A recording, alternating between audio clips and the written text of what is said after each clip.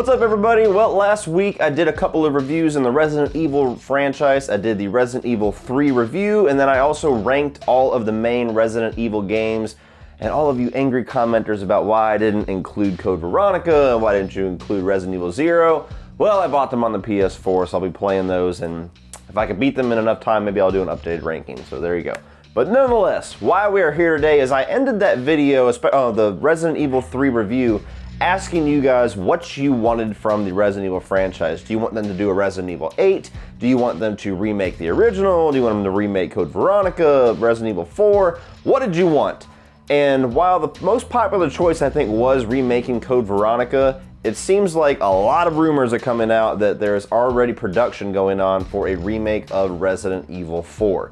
Now, whether or not you think Resident Evil 4 is the best Resident Evil game, and I personally do, it is no doubt whatsoever that it is the most popular and probably their most financially successful of the Resident Evil games. So it makes sense business-wise why they'd want to do it. So I wanted to do this video on how the hell can you improve Resident Evil 4, which for me, especially at the time, is damn near, if not a perfect game. It's in like my top 3 or 4 favorite video games of all time. How do you remake that? How do you improve that? Well, I sat down and thought about it, and I came up with 10 ways that I think that you could improve upon Resident Evil 4 with a remake. Also keep in mind, these aren't necessarily in like a ranking order. It's not like number 1 is the most important thing you can do to change the game. These are just 10 different things. This is simply a list.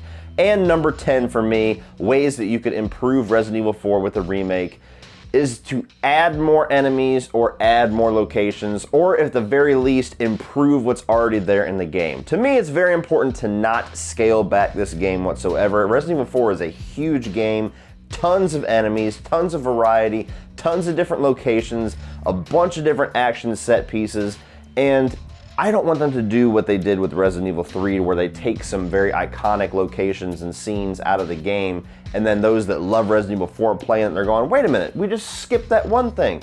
No, don't do that. Just add to it. The skeleton is already there, and it's a damn perfect game. Just add something to it. Add a few more locations, add a few surprise boss fights or a few surprise mini bosses, or add more enemies, more variety throughout the first half of the game, like not so much villagers, but maybe throw in a couple of zombies, who the fuck knows? Umbrella's involved somehow, right? Do something to add to the game as far as the gameplay that we have. Do not take anything away from it. Number 9, and this is something that maybe not everybody will agree with, but it's one of the more important aspects to survival horror and the Resident Evil games to me, and that would be to add more puzzles and make the puzzles more of a set piece. You know, when I think about puzzles and puzzles that are actually memorable and fun to play in video games like this, I don't think about a table that's a little generic ass slide puzzle that I have to do to open up a door. I think of something more where you walk into a room and there's a bunch of different objects that you have to interact with, and the entire room is a puzzle set piece. Especially in areas like the castle, which is about the middle of the game, there's a lot of sensical ways that they could have spots where an entire room is a puzzle, and to me that would do nothing but add to the gameplay of Resident Evil 4. Number 8 is to do some tweaking and fix the plot a bit regarding Ashley's placement in the Los Illuminados and Sadler's plan for her. There's been a lot of, you know, people laughing kind of, especially in hindsight when people are playing it for like the PS4 remake for the first time, as far as the nonsensical nature of this plot, where they want to basically impregnate her with an alien. They want to go Ridley Scott on her. They want to put a parasite inside of Ashley and then send her back with a ransom to get money in the process, but send her back to the US, to the president, and basically have her infect everybody there with these parasites, and they can control the US and then eventually control the world. A little bit of a domino effect, which is a cool enough little villain's plot, but it doesn't make sense that he reveals it all to Leon. It doesn't make sense how many times that Sadler and his minions put Ashley in danger and try to kill her. And it also doesn't make sense that if she's already got the parasite in her, why he's trying to stop you from taking her back to the president the entire game. It's not really something you give a shit about when you're playing the game and having fun, but on a very basic level, the plot of the game makes no sense. I think there's some easy ways that you can tweak that one of which I'm going to talk about a little bit later. Number 7, and this is a big one for me as much as I love Resident Evil 4, I think that they need to completely revamp the final boss fight with Sadler. I think that the way that they have the final boss fight in this is one of the most cliched and overused ways to have a boss fight in the Resident Evil franchise, where they just turn into a big monster and there's little eyeballs that you have to shoot. How many times do we have to do that in this franchise? I mean, hell, we just got the Resident Evil 2 remake last year, and that was the main way you had to defeat Birkin over and over and over again. This is basically just the Birkin spider at the end. And you even have the whole thing where you have to slide the metal beams into them to weaken them a little bit. That's the same thing that you're doing with Birkin, so, maybe the Resident Evil 2 remake took a little bit of that from Resident Evil 4, maybe that's not fair, but I think you could do a much better, much more epic final boss fight with Sadler, because with all the boss fights we get in this game, I think he's the weakest. Number 6, keep the merchant, stranger, and give us more gun, more weapon availability, more different variety of weapons, to where every single person can play this game with a different little loadout that fits their gameplay style. You might have somebody that has a couple different shotguns and grenade launchers. You might have somebody that has sniper rifles and bow and arrow, or you might have somebody that's mostly pistols and magnums. Just flesh it out a little bit more. I know that you can get basically every single type of weapon in this game at one point or another, but I think you could expand it to where, let's say you have 2-3 different versions of shotguns or close combat weapons, and then you have the distance ones, and more seasoned players can figure out, like, hey, okay, I got this section coming up, I'm gonna need more distance weapons, so I need to put these shotguns away and get my bow and arrow and get my sniper rifle, or something along those lines. I think that with an action-centric game like this, I think that there is room to expand the arsenal a little bit, to where you can kind of lean into that action sense. Don't really necessarily lean into the typical Resident Evil thing where you have to select how many guns you want just because there's only so much room in your box, in your pockets. Lean into the fact that this is a very action-centric game with a lot of set pieces and a lot of carnage going on that will probably be improved and have even more enemies going on in an eventual remake. Give us more weapons to play with. Give us more stuff to unlock, more reasons to keep replaying the game. You only had 2 weapon unlockables, if I remember correctly, which was a Chicago typewriter and a rocket launcher.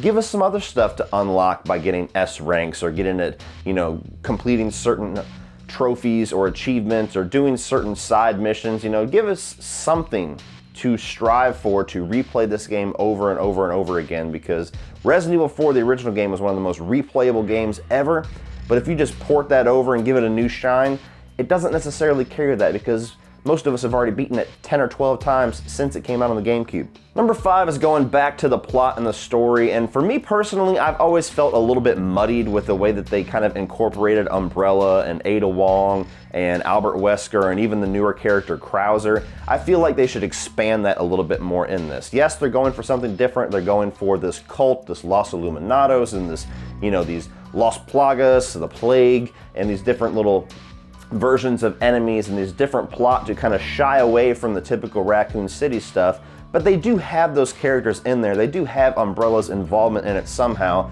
and I think that it would just make the series and make Resident Evil 4 even stronger as a tie to the rest of the series if they expanded that storyline a little bit and just explained it a little bit more. What exactly is Wesker doing there? What exactly is Ada doing there? Include a little bit more cutscenes, maybe even show, I don't know if you're going to have an Ada Wong segment, but I would welcome that as well, where you could play as her and kind of get the villains aspect to it a little bit more and flesh out their motivations. And even Krauser. I think Krauser's a great character and definitely one of the best fights in the game, but he's just thrown in there. You have this history between him and Leon that they just tell us about. He's like, oh, hey, it's Krauser. Who the fuck is Krauser?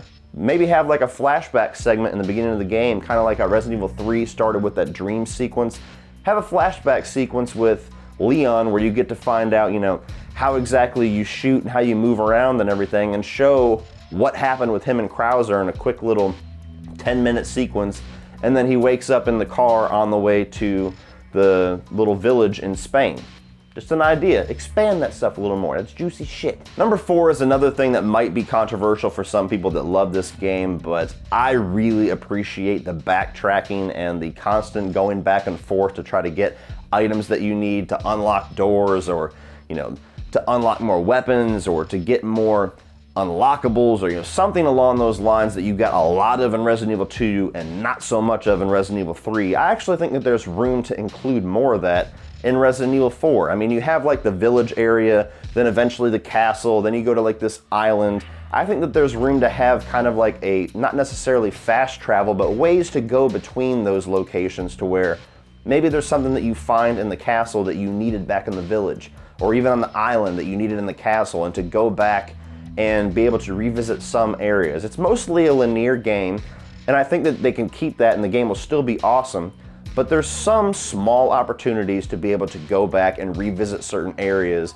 way later on in the game and just kind of see how maybe the village has come alive with all this, the Lost Plagas coming out of people's heads and everything when you're towards the end of the plot of the game. Just some ways to revisit certain areas, and that might be a very easy way to keep the skeleton of the game while expanding it a little bit and making it feel like they fleshed it out a little bit more without having to do a whole lot extra. Number 3 is a pretty simple one. Just make the game a little scarier. I don't think that I'm alone in saying that Resident Evil 4 is not necessarily the scariest of the Resident Evil games. It's much more action-centric.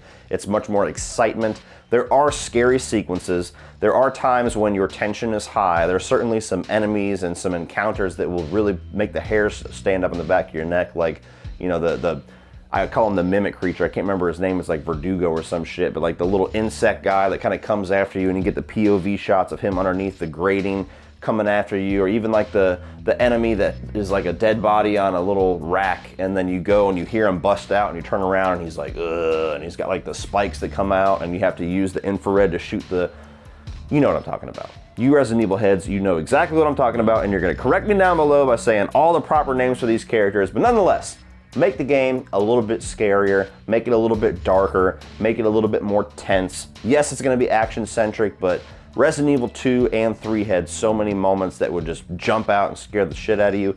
There's room for that in Resident Evil 4. Number 2, remember I was talking about, fixing the plot regarding Ashley's involvement and, the whole plot to get her back to the president? Here's the other side of that.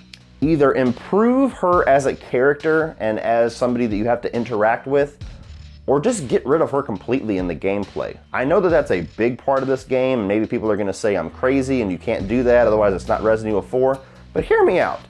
The times whenever you are escorting Ashley around, she's literally just there for you to say, go hide, or come here. Or she walks into a room and a fucking grating comes down and you're like, this bitch is kidnapped again. Or there's times whenever you have a room full of enemies and somebody picks her up and she goes, Leon! And you gotta stop what you're doing and try to figure out where she's at and shoot the enemy that's got her. And that does add some tension, but I think that the game will be just as exciting, especially if they add some enemies and add some different encounters in there, if she's there purely plot-based, if you just see cutscenes with her, if the entire time that you're progressing through this game is just getting closer and closer to getting her back or saving her from Sadler, and you're just that short away and he gets away and moves on to the next area, I think the game might actually improve with that. And if you don't want to go that route, just make her a better utilized character in the game, make her more interesting, less annoying, less repetitive, and do something to where she's not just there to say, hey, go hide in that box because I gotta kill all these motherfuckers. And number 1, which is going to divide everybody in half, and half of it's gonna say, yes, this is exactly what this game needs, and the other half's gonna say, no, that's what makes it so scary and tense, it's just so integral. While you're updating the graphics and using the new Resident Evil engine, which is awesome, please let us move Leon while we are shooting. No more of this planting your feet and then just shooting shit and going, oh fuck, I gotta move, all right, put the gun away. Now look, the new Resident Evil engine, the one that they went for and they revamped Resident Evil 2 and Resident Evil 3 with, is essentially what they created with Resident Evil 4, just with a much more modern gameplay and modern control scheme. Just carry that over into Resident Evil 4. The game is gonna be just as tense, just as insane, and just as exciting if you can move Leon around, I promise you. So do not do this bullshit where we get a modern game, but you can't move Leon and you just gotta sit there and shoot like this, like, oh fuck. It was kind of funny for me to find out that that's actually like a controversial complaint against Resident Evil 4, is that you have people that just consider the game unplayable for that reason, or that's like the biggest gripe that they have that keeps it from being a classic. And then you have those that love the game that defend it to their dying breath and saying, no, the game would be ruined if you could walk around. Now, let Leon walk. Set him free. So anyway, guys, those are my 10 ways to improve Resident Evil 4 with a remake. What are your reasons down below, or your ideas? Tell me, is there anything that I said that you think would ruin this game? Do you have other ideas? Do you really just not want a Resident Evil 4 remake at all? And if so, what do you prefer to have instead of a Resident Evil 4 remake? Let me know down in the comment section below, please, and we will talk about it. Be sure to like and share and hit that subscribe button on your way out if you are not already one of my awesome subscribers. And remember, guys, as always, opinions are like assholes, but that doesn't mean that you have to be.